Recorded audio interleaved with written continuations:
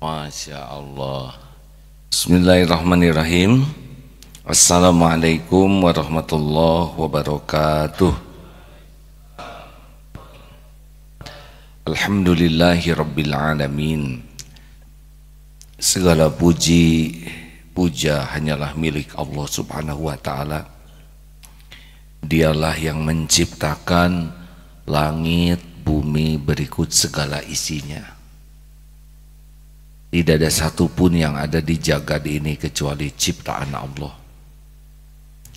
Dialah Allah subhanahu wa ta'ala yang memiliki segala-galanya.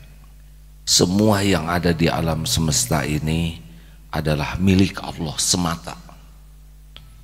Tidak ada makhluk yang memiliki, bahkan dirinya sendiri pun bukan milik kita. Dialah Allah subhanahu wa ta'ala yang mengurus segala-galanya. Tidak ada satupun makhluk yang ada di alam ini kecuali Allah yang mengurusnya setiap saat. Allah yang menghidupkan, memberi makan, memberi minum, memberi udara. Tidak ada yang lepas, termasuk kita semua. Setiap saat diurus oleh Allah.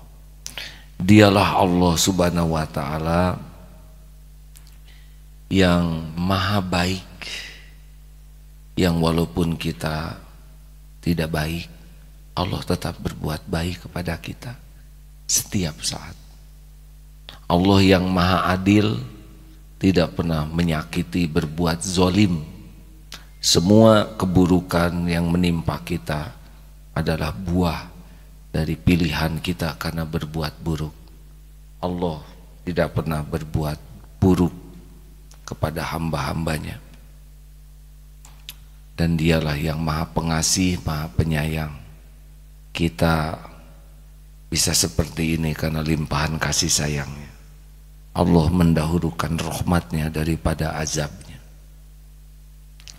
Dan dialah Allah yang mempertemukan kita, mengumpulkan kita, memperhatikan kita. Allah sedang menyimak semua yang terucap, mengetahui apa yang terpikir, dan juga Allah maha tahu apa yang terlintas di hati kita. Tidak ada rahasia bagi Allah.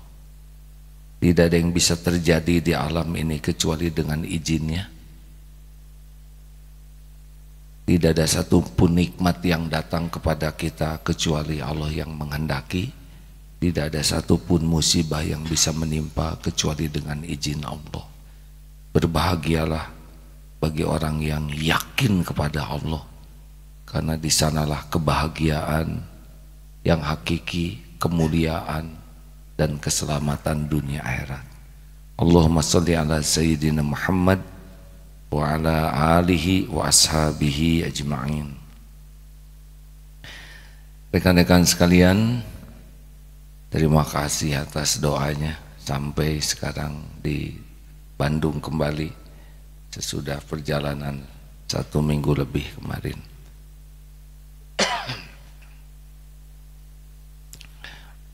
Jadi siapakah orang yang sukses? Banyak yang menganggap sukses itu kalau punya gelar panjang, punya harta melimpah, punya kedudukan tinggi, punya popularitas. Kalau itu yang dianggap sukses, berarti Allah tidak adil. Kalau itu yang dianggap sukses, Allah maha adil, ya. Kenapa?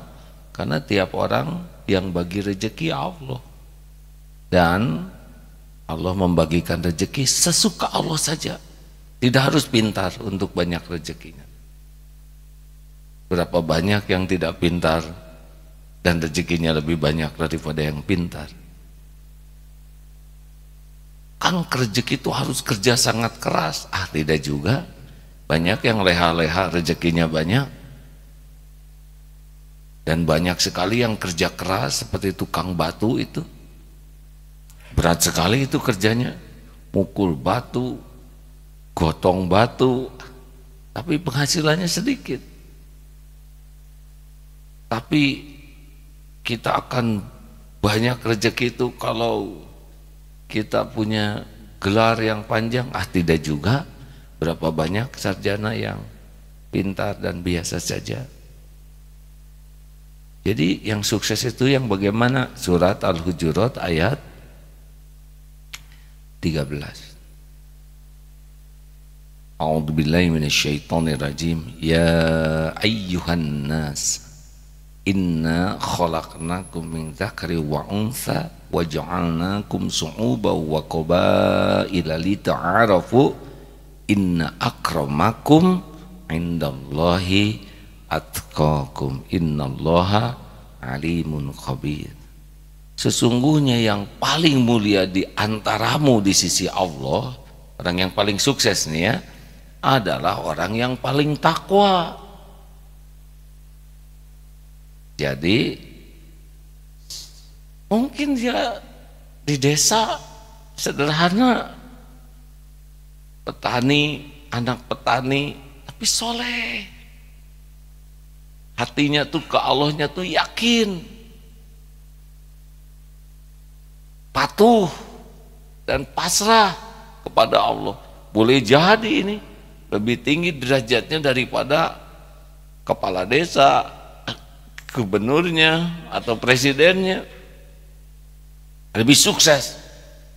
Mungkin petugas cleaning service yang tidak dilihat, dipandang orang, tapi hatinya tuh ke Allahnya tuh yakin bahwa yang menjamin dirinya tuh bukan gaji, bukan pekerjaannya, tapi Allah Subhanahu wa Ta'ala. Atau mungkin boleh jadi seorang menteri yang takut kepada Allah. Jadi benar-benar Allah Maha Adil. Kemuliaan itu tidak digantungkan kepada topeng duniawi. Maka penting sekali bagi kita untuk menggunakan standar kesuksesan itu yang seperti apa. Karena kalau kita anggap standarnya terkenal, pengen terkenal. Kalau standarnya kuliah yang hebat, pengen kuliah yang hebat. Standar bagi kita sebagai orang yang beriman adalah ketakwaan. Apa sih takwa? Orang yang takwa itu secara sederhananya begini, orang yang hatinya yakin kepada Allah, yang berbuah patuh dan pasrah. Ini pasangan ini tidak boleh pisah nih. Patuh ke Allah, tidak pasrah, sulit takwanya. Pasrah ke Allah, tidak patuh, juga sulit. Dan semua ini adalah buah dari yakin. Jadi sumber ketakwaan itu adalah keyakinan kepada Allah. Kita ada tahapannya, ada yang tahu. Seperti orang yang di desa tidak ada listrik, tidak ada TV, tapi dari dulu sudah sholat menghadap ke kiblat. Saudara, kenapa menghadap ke kiblat? Karena Ka'bahnya ada di kiblat. Pernah lihat Ka'bah? Tidak. Pernah tahu fotonya? Tidak. Nah, ini patuh karena tahu. Beda dengan orang yang punya TV. Oh, itu Ka'bah. Seperti itu orang tawaf. Oh, bentuknya begitu ya. Kira-kira mana yang lebih yakin? Yang pertama atau yang kedua? Jawab. Karena ainul yakin. Yang pertama dengan ilmu, yang kedua dengan mata. Ada lagi yang ketiga, yaitu orang yang sudah pernah pergi ke tanah suci, umroh, haji, dia tawaf, dia sholat di belakang makom Ibrahim, bahkan pernah sholat di Hijri Ismail, pernah munajat di Multazam, pernah mencium Hajar Aswad. Mana yang lebih yakin tentang Ka'bah? Kesatu, kedua, atau ketiga? Bisa dibohongi tidak yang ketiga ini? Susah. karena dia sudah yakin. Ka'bah tuh bentuknya agak bulat, bohong kamu. Ka'bah itu harumnya harum melati, bohong. Dia tidak bisa digoyahkan. Nah, seperti itulah orang yang yakin kepada Allah sampai ke tingkat hakul yakin, itu yang paling sukses. Kalau orang sudah yakin ke Allah, apa hasilnya? Pertama, orang yang yakin ke Allah itu dia memiliki dua ciri khas, yaitu roja dan khaufnya, harap dan takutnya ke Allah. Makin kurang yakin ke Allah, harap dan takutnya kepada selain Allah. Ini capek. Kalau sudah berharap dari selain Allah, pasti judulnya adalah GTA, gelisah tiada akhir, atau ST, tunggu dulu, STA juga, sengsara tiada akhir, atau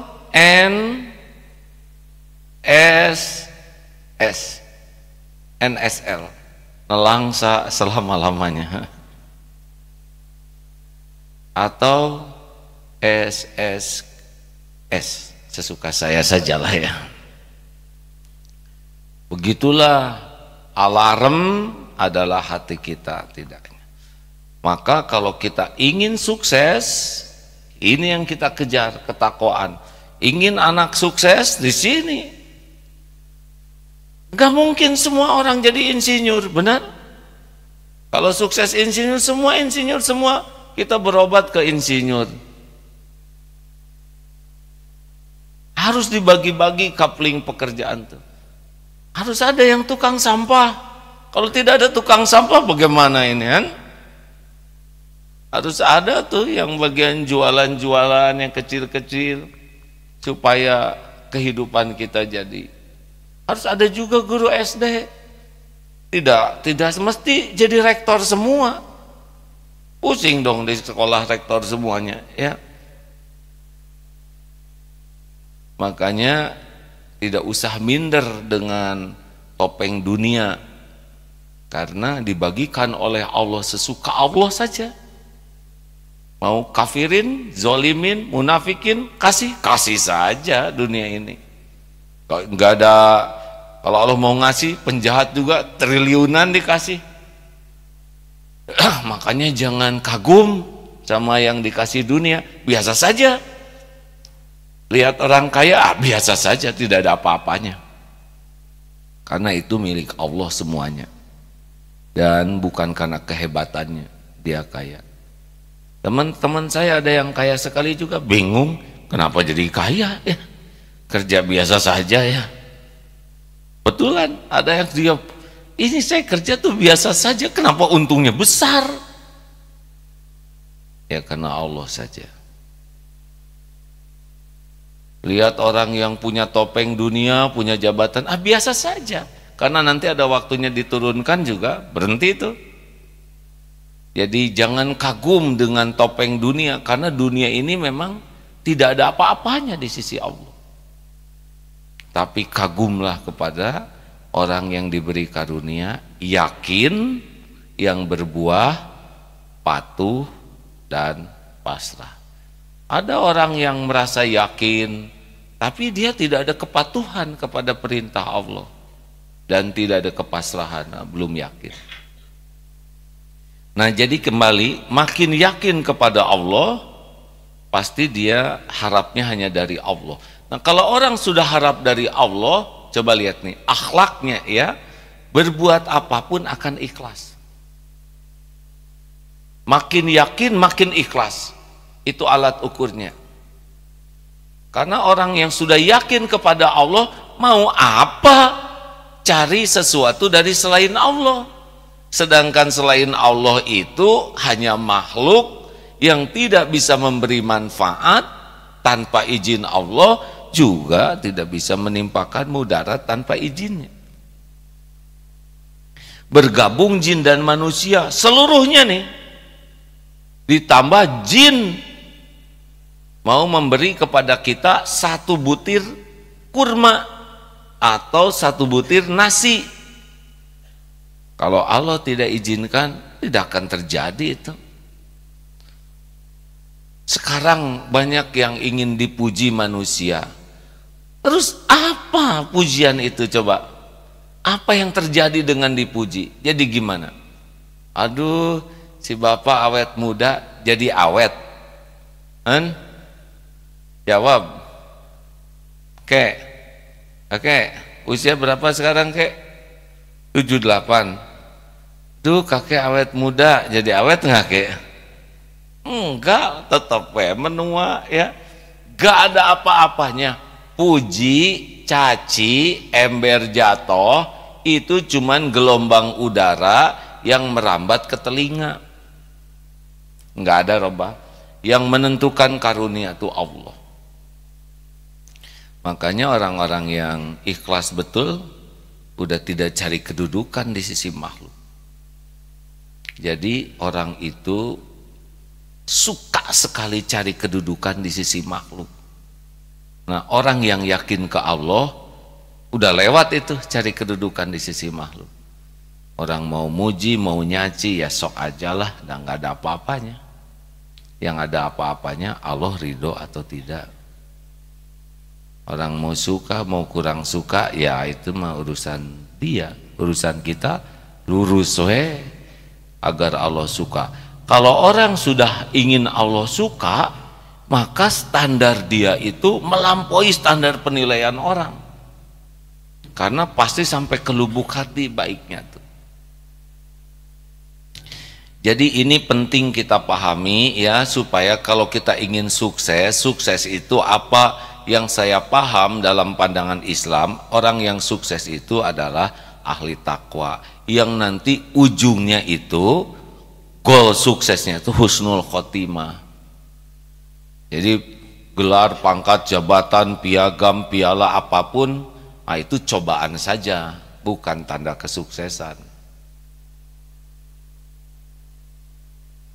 Orang yang yakin ke Allah pasti syukur. Karena dia tahu semua nikmat yang dia rasakan itu datang dari Allah. Kalau dia syukur, pasti dia ahli terima kasih kepada manusia.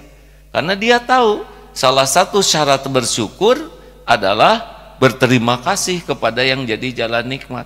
Jadi lihat nanti kalau ada orang yakin ke Allah, pasti dia berterima kasihnya kuat sekali ke makhluk tuh. Ke orang tua bisa berbakti, ke makhluk, ke guru, ke teman, ke siapa, tetangga, itu akan sangat-sangat berterima kasih. Ciri khas tuh orang yang yakin ke Allah itu adalah ahli syukur. Pertama, dia ikhlas, tidak cari kedudukan di sisi makhluk. Yang kedua, dia bakal syukur dalam segala keadaan. Karena dia yakin dengan syukurlah nikmat itu bisa ditambah.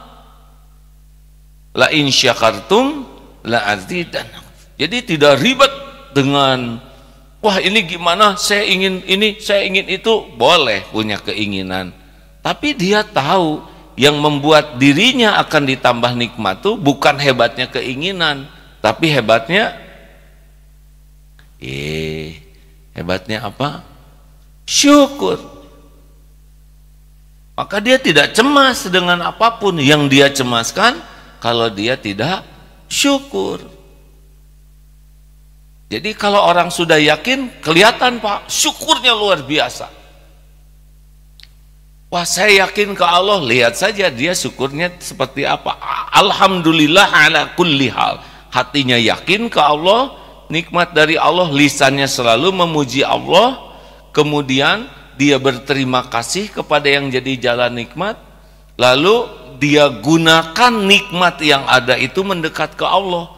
Rasulullah SAW tahajudnya itu panjang sekali. Ketika ditanya, tidakkah boleh saya menjadi hamba yang bersyukur? Makanya salah satu ciri ahli syukur itu adalah ibadahnya jadi kuat. Karena dia tahu nikmat itu hanya Allah yang megang, hanya Allah yang membagikan, dan dia yakin dengan syukurlah nikmat itu ditambah, bukan dengan hebatnya ini itu, enggak. Yang hebat ini itu banyak, nelangsa menelangsa aja. Dan dia yakin bahwa nikmat itu dengan bersyukur. Nih, air diberi, enggak tahu syukur, enggak nikmat ini air. Tapi dengan syukur, nikmat air. Punya rumah sebesar apapun, enggak tahu syukur, enggak ada bahagianya di rumah. Syukurlah yang mendatangkan bahagia. Jadi mana dulu nih, dapat nikmat dulu baru bersyukur, atau bersyukur dulu baru dapat nikmat? Jawab. Kita nunggu nikmat dulu baru bersyukur, atau kita bersyukur dulu baru dapat nikmat? Nah, itu dia. Kalau orang kurang yakin, dia tunggu nikmat dulu baru bersyukur. Kalau orang yakin, dia selalu bersyukur, jadinya selalu nikmat. Apalagi orang yang yakin ke Allah, cirinya tobatnya tidak berhenti. Makin yakin kepada Allah, cirinya kelihatan, tobat terus dia. Karena dia tahu dirinya banyak dosa. Dia tidak sibuk dengan penilaian pujian orang tentang, wah ini hebat, ini pintar, ini baik, ini enggak ada itu. Yang dia lihat itu apa yang Allah tahu dari dosanya. Sedang Allah melihat sholat kita enggak benar, pikiran enggak benar, mata tidak terjaga, telinga juga tidak terjaga. Jatuhnya orang yang yakin ke Allah tuh lebih banyak tobat. Kalau orang kurang tobat, kurang yakin ke Allah, lebih takut dengan dosa dia daripada keburukan orang lain kepada dia. Enggak bahaya. Orang sebelah ke kita enggak bahaya, orang benci ke kita enggak bahaya. Allah benci ke kita, petaka itu yakin. Dan yang membuat kita dibenci oleh Allah adalah dosa kita. Makanya orang-orang yang yakin ke Allah tuh, waduh, lebih banyak menangisi dosa dan jarang sibuk dengan keburukan orang lain kepada dirinya. Karena dia tidak terancam dengan keburukan orang lain. Itulah yang saya dapatkan ilmunya. Orang yang yakin itu bisa kelihatan dari istighfar. Dan istighfarnya itu bukan acting ya, bukan astagfirullahaladzim, astagfirullahaladzim. Itu juga bagus dibanding nganggur ya, nggak jelas, ngaplek mulut ya. Jelas lebih bagus istighfar. Tapi ada istighfar yang jadi dosa, yaitu istighfar yang ingin dilihat orang lain sebagai ahli istighfar. Astagfirullahaladzim, astagfirullahaladzim. Nggak ingat kepada dosanya. Yang diingat adalah orang menganggap dia ahli yakin. Jangan, hati-hati loh, saya istighfar terus loh. Nah itu lebih ngawur.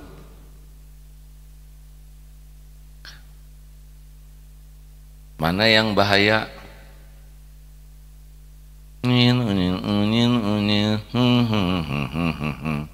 Itu.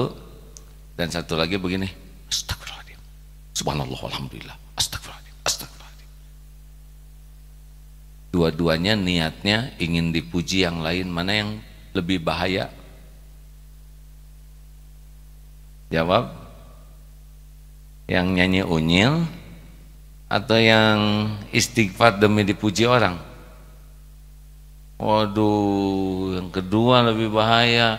Yang satu tuh sia-sia, tapi yang kedua ngedagangin Allah. Dia menjual hak Allah untuk pujian makhluk. Coba saya nanya ke ibu-ibu, Bu, mana yang bahaya? Ingin kelihatan cantik, ingin kelihatan solehah?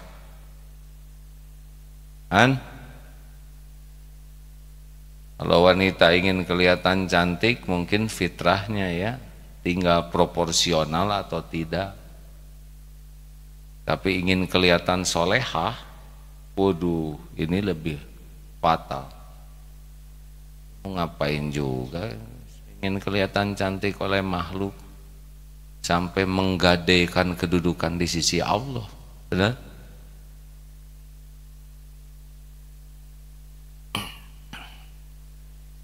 Apalagi ciri orang yang syukur, orang yang yakin, dia akan sabar menghadapi situasi apapun. Kenapa dia sabar? Karena dia yakin dirinya tuh milik Allah. Innalillah wa inna ilaihi raji'un. Milik Allah kita ini, ya sesuka yang punya lah. Mau diapain aja. Dan yang punya kita itu yang maha baik, yang selama ini selalu baik, tidak pernah berbuat jelek. Terus kita diberikan sesuatu cobaan, ya pasti baik. Karena yang menciptakan kita ini milik Allah, ciptaan Allah. Dia itu maha baik, maha adil, maha bijaksana, maha pengasih, maha penyayang. Lalu terjadi sesuatu yang tidak cocok dengan keinginan kita, siapa yang lebih tahu yang terbaik buat kita? Kita atau yang menciptakan kita? Jawab, kita ingin banyak uang. Allah tahu kalau banyak uang kita bisa ngaco, bikin seret saja. Wah, saya kenapa sakit ya? Allah tahu kalau dibikin terlalu sehat, ngawur dia. Dan ada dosa yang tidak terhapus oleh ini, kita bikin dosa nih. Sholat kita tidak cukup menghapuskan dosa. Sedekah kita pelit seperti api unggun disiram oleh air 1 sendok kecil, nggak padam. Atau Allah mau mengangkat derajat kita, tapi sholat kita jelek, sholat kita biasa. Allah ingin kita punya kedudukan di sini nih. Allah timpakan kepahitan kepada kita, yang pahalanya itu bisa ngangkat derajat. Nah, kita nggak suka kepahitan ini, tapi Allah suka kita dapat pahit karena Allah akan ngangkat derajat kita. Allah ingin kita mulia dengan cara Allah. Allah ingin membersihkan kita dari dosa, kasihlah bala kepahitan, gugur dosa kita, karena dosa itu mengancam kita. Kita kurang tobat, kasih penghapusnya, begitu.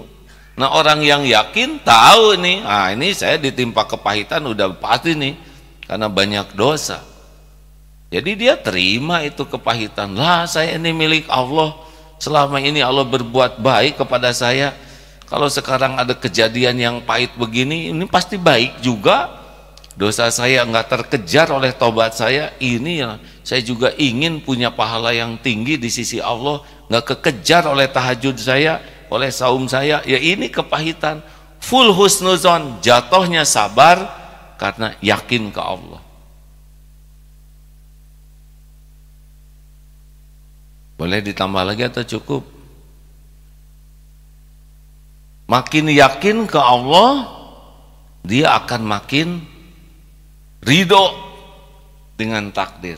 Udah nggak ada komplain-komplainan, mau diapain saja oleh Allah, nerimo, karena tidak mungkin Allah berbuat jelek. Dan tawakal, dia punya keinginan apapun, dia lebih memilih apa yang terbaik menurut Allah.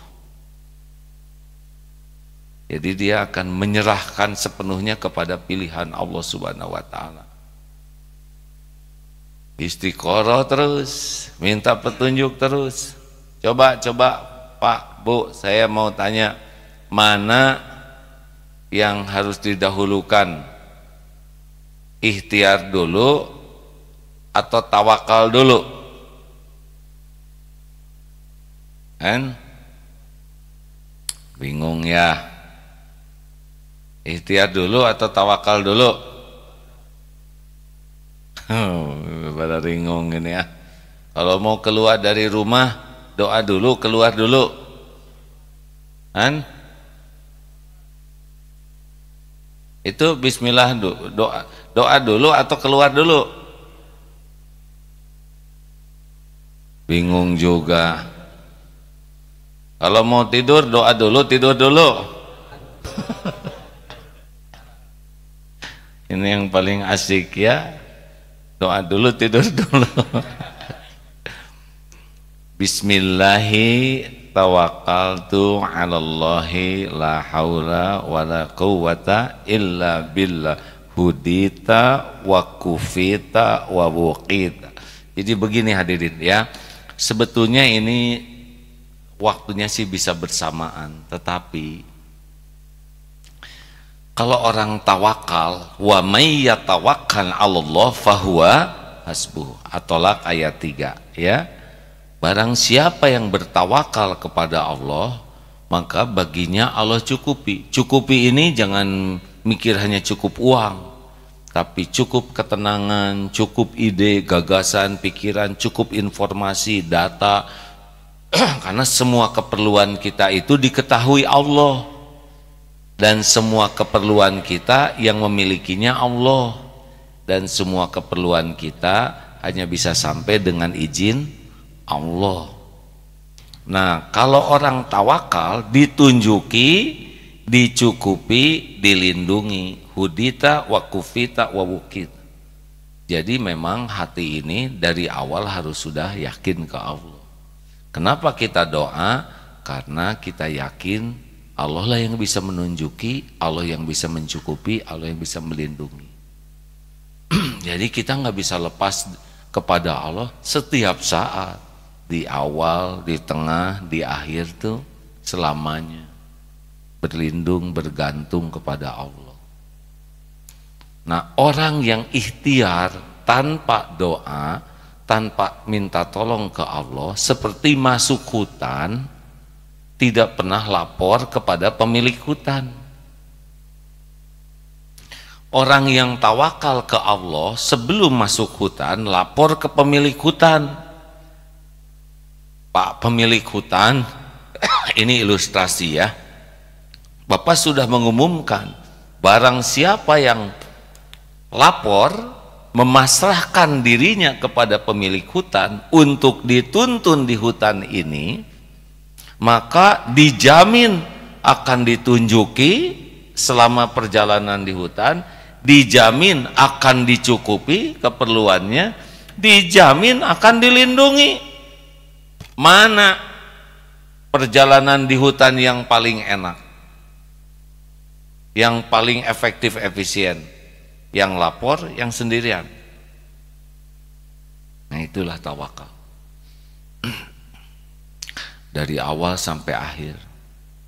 Makanya kalau ingin lihat orang yang yakin ke Allah, pasti dia sangat tawakal. Karena dia tahu Allah lah yang terbaik dan maha tahu yang terbaik bagi diri. Tidak ngotot dengan keinginan. Ini bicara mudah hadirin, tapi tidak mudah juga, Deng. Bicara seperti yang disampaikan oleh para ahlul yakin, tenaganya beda. Kalau guru saya berbicara tentang Allah, itu meyakinkan saja, bulat, karena beliaunya yakin. Tapi inilah kunci ketakwaan. Dari sinilah lahirnya patuh. Karena patuh itu yakin, hanya dengan kepatuhan ke Allah lah. Jadi kalau nanti punya cita-cita pengen jadi apa? Pengen jadi ahli takwa dalam segala keadaan. Mungkin ada yang bakal jadi pengusaha. Kalau dia takwa oleh Allah, dikasih bakat nih, cocok nih jadi pengusaha soleh, ngalir ke sana. Ini cocok nih jadi pemimpin, ngalir nyampe ke sana. Ini cocok nih jadi karyawan yang mulia akhlak, ngalir.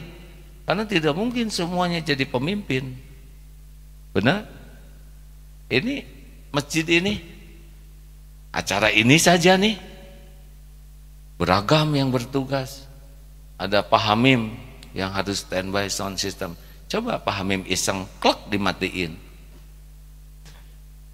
Ada Pak Faruk dan tim MK Digital yang mengatur semua media ini. Ada yang menjaga ini cahaya, ada yang mempersiapkan genset, ada yang menjaga tempat wudhu, cadangan air. Kita nggak tahu, benar? Ada yang nyedot karpet ini, masih pengharum. Ada, tidak semua jamaah tahu. Kenapa karpetnya harum? Karena dikasih pengharum, sederhana ya. Tapi ada yang mengerjakannya. Ada yang jaga security, betul?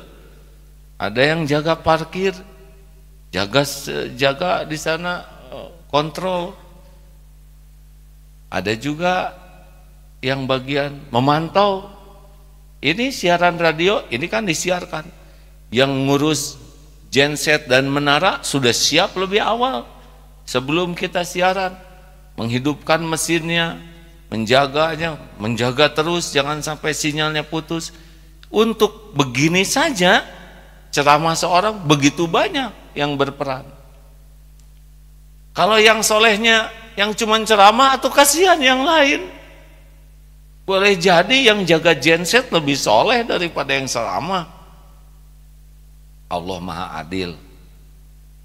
Oleh karena itulah hadirin sekalian, jangan beda-bedakan orang karena status duniawi, karena itu Allah yang membagikan. Kalau mau lihat orang yang sukses, yang saya pahami ya, adalah orang yang paling yakin kepada Allah, yang berbuah kepatuhan dan kepasrahan, dan itu berwujud dalam akhlakul karimah. Itulah yang harus kita cita-citakan. Boleh punya cita-cita ingin jadi dokter, insinyur, terus menjadi apa kesananya? Harus jadi dokter yang takwa, insinyur yang takwa, pedagang yang takwa, pejabat yang takwa. Harus goalnya ketakwaan. Kalau hanya di sana saja, itu baru sampai ke topeng. Terima kasih sahabatku sekalian, pengumuman insya Allah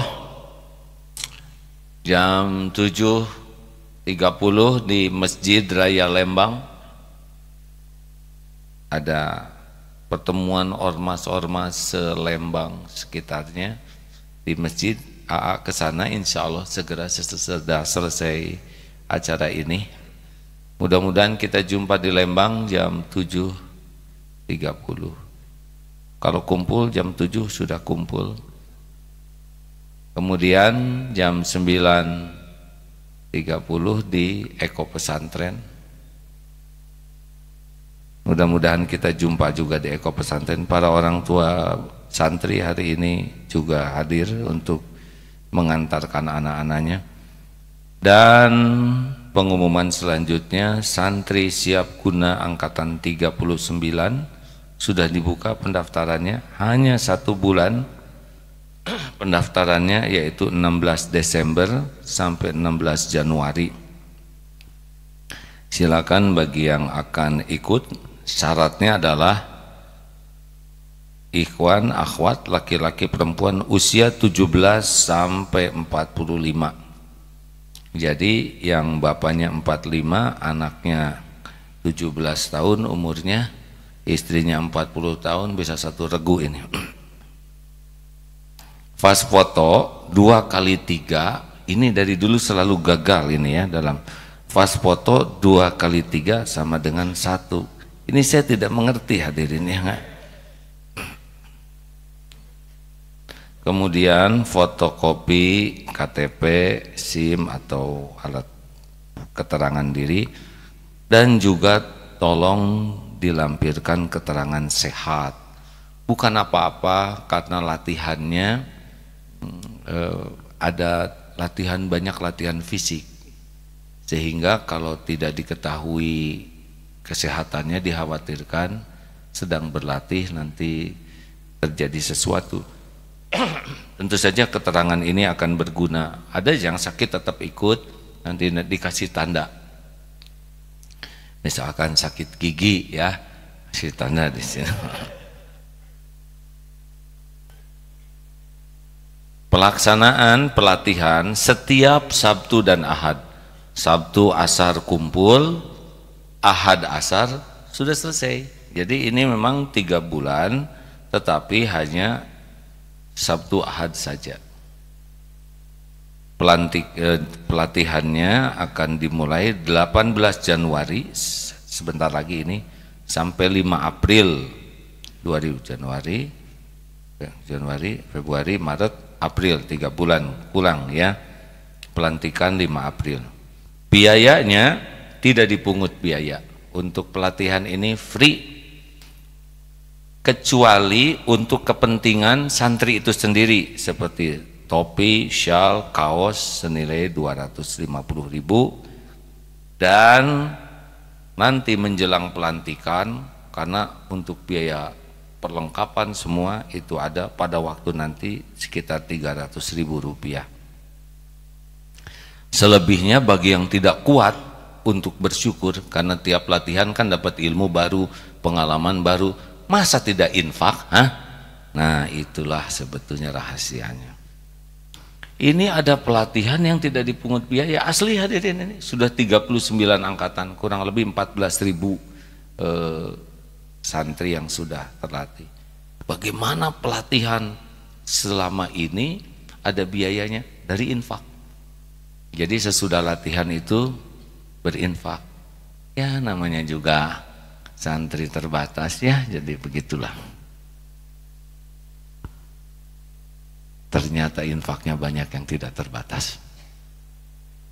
Alhamdulillah, terbukti pelatihan ini 39 angkatan jalan terus. Terima kasih sahabatku sekalian. Bagi jamaah yang tertarik dengan kegiatan ini, silakan mendaftar. Daftarnya caranya adalah WA atau SMS ke nomor, tunggu dulu ya, 0851, ulangi 085, coba tolong, 085 100 500 SSG 556. Wah, ini nomor gagah nih. 085 100 500 556. Coba SSG hafalkan. 081 nggak lulus ya, Mak. Wah, bagus ya. Ini pakai seragam ini apa? Diklat apa? Keunitan. Warna apa itu? Coklat. Sebagai apa? Oh, korps pelatih. Ini yang kuning? Niaga. Oh, dagang ya. Ini yang coklat tua? Oh, jarang dicuci ya. Ini yang merah apa, Dek? Tim medis. Oh, pelatihan tim medis. Oh iya, karena setiap pelatihan harus lengkap tim medisnya. Ada lagi yang teknologi, yang mana? Warna apa? Biru ya. Terima kasih. Hari ini belum ada santri, jadi para tamu mungkin nyari mana santrinya. Ya inilah yang tua-tua ini ya. Terima kasih Bapak Ibu yang baik. Kita tidak ada tanya jawab ya, waktunya sangat terbatas. Kayak ada waktu persiapan 10 menit untuk berangkat ke atas bersepeda nih dengan teman-teman. Mudah-mudahan ada hikmahnya. Mungkin ada yang nanya bagaimana supaya yakin, minta kepada Allah ya. Allahumma inni as'aluka imanan kamilan wa yaqinan shadiqan wa qalban khasyian. Minta kepada Allah supaya diberikan imanan kamilan, iman yang sempurna, wa yaqinan shadiqan, keyakinan yang benar, wa qalban khasyian, hati yang khusyuk. Allah lah satu-satunya. Lalu cari ilmunya dan bermujahadahlah melepaskan segala sesuatu selain Allah di hati. Tidak boleh ada yang lengket di hati ini, yang megang, yang rapat, lekat di hati selain Allah. Kalau banyak yang lengket di hati selain Allah, tidak ada harapan, susah untuk bisa dekat dengan Allah. Jadi mujahadah, tidak hanya ilmu, tapi harus mau melepaskan. Kalau enggak ya cuman, kalau lagunya begini, hanya basa-basi, begitulah ya. Kalau orang tidak ada kesungguhan itu main-main. Dan Allah tahu siapa yang bermain-main dengan Allah. Nauzubillahi min dzalik. Terima kasih sahabat-sahabatku yang baik, mohon maaf, semoga ada hikmahnya. Allahumma salli ala Sayyidina Muhammad wa ala alihi wa ashabihi ajma'in. Allahumma inna nas'aluka ridhoka wal jannah wa na'udzubika min sakhatika wan nar. Allahumma nawwir qulubana binuri hidayatik kama nawwatal ardu binuri syamsik abadan abada birahmatika ya arhamar rahimin. Allahumma a'inna ala dzikrika wa syukrika wa husni ibadatik. Allahumma inna nas'aluka imanan kamilan wa yaqinan sadiqan wa qalban khasyian wa taubatan nasuhan wa taubatan qoblal maut wa rahmatan indal maut wa magfiratan ba'dal maut. Allahumma hawin alaina fi sakaratil maut. Allahumma inna nas'aluka husnal khatimah wa na'udzubika min su'il khatimah. Rabbana atina min ladunka rahmah wa hayyi lana min amrina rasyada. Ya Allah, tolonglah saudara kami yang ditimpa bala, bencana dan musibah. Karuniakan kekuatan iman, karuniakan kesabaran, bukakan pintu hikmah ya Allah. Limpahi dengan ganjaran dan ampunan. Ya Allah, gantikan yang hilang dengan sesuatu yang lebih baik. Ya Rabb, jadikan musibah ini menjadi penguat iman kami kepadamu, menjadi jalan ketaatan kami kepadamu. Ya Allah, tolonglah saudara-saudara kami yang dizalimi dimanapun juga. Engkau maha kuasa melindungi dan menolong. Engkau lah yang maha perkasa ya Allah. Hasbunallah wa ni'mal wakil, ni'mal maula wa ni'man nasir. Rabbana atina fid dunya hasanah wa fil akhirati hasanah wa qina adzabannar. Amin ya Allah ya rabbal alamin. Alhamdulillah. Subhanakallahumma bihamdik asyhadu alla ilaha illa anta astaghfiruka wa atubu ilaik. Assalamualaikum warahmatullahi wabarakatuh. Terima kasih kepada semuanya yang penyiar dan yang ikut dalam kegiatan ini.